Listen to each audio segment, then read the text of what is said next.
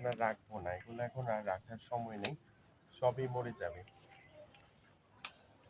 অনেকগুলা কচু আছে, এই যাবে।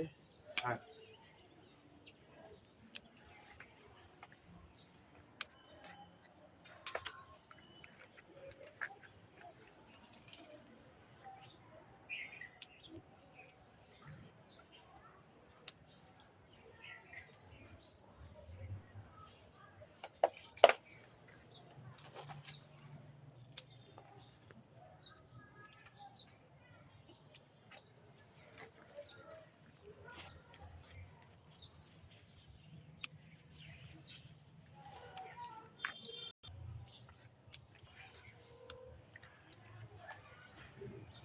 আরো আছে তো, ওই যে এগুলো থেকে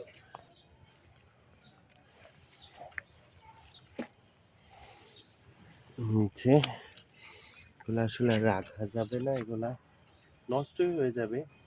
ছাদ বাগানে কিছুই ফেলতে ইচ্ছা করে না, সবচেয়ে বড় বিষয় হলো এটা।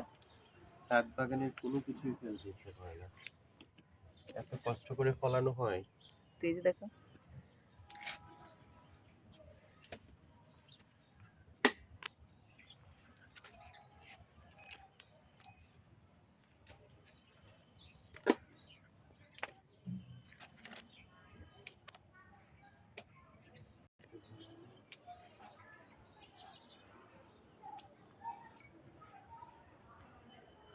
সজনে সজনে ফুল, পাতা, আর হচ্ছে রোদ ঝলমলে আকাশ।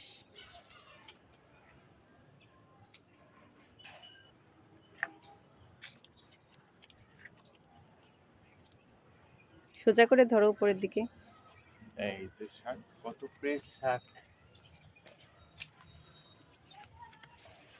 এখানে হয়ে গেছে। এই যে 2-3 জায়গায় রেখেছি তো, দেখুন এখানেও আছে।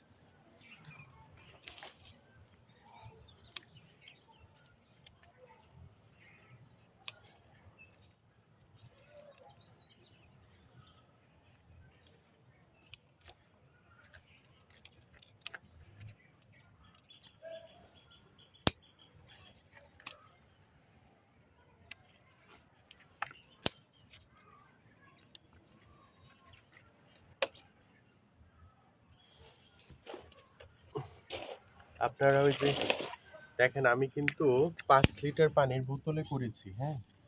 5 লিটার পানির বোতলেও মাশাআল্লাহ দেখেন কত সুন্দর। এখান থেকে আমার ভিডিও আছে, দেখতে পারবেন। মনে হয় এত 3-4 দিন, ঠিক না? 3-4 দিনের উপরে মনে হয় লতি খেয়েছে, হ্যাঁ। তেমন যত্ন করতে পারি নাই, শুধু লাগিয়ে রেখেছি। 3-4 দিন তো গুনি নাই, বেশি দিনও হতে পারে। বেশি দিনও হতে পারে। মানে মোটামুটি অ্যামাউন্টের আমাদের 4 আমাদের হয়ে জনের গেছে। সংসারে একদম হয়ে গেছে, হ্যাঁ।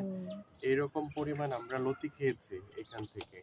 তার মধ্যে শাক খেয়েছি অনেকবার, এটা তো অনেকবার খেয়েছি। তার মধ্যে এখন দেখেন সর্বশেষ। আমি আশা করি যে আরেকদিন দেখাইতে পারবো। এগুলো আরো কিছুদিন পুরনো হোক, এখন আর পানি দিব না। এটার ভিতরে মুখী থাকার কথা, হ্যাঁ। দেখাবো নে। পরে আবার নতুন করে রিপোর্ট করে দিব, কিছু তুলে এগুলো এক পাশে কমায় রাখতে ফেলবো। হবে, যেগুলোতে পানি দেওয়া লাগবে না, নয়তো পানি হ্যাঁ, দিয়ে দিবা। কারণ এই যে এগুলাতে এখন পানি দিলে ওই মুখিটা আসলে ইয়েও হবে না।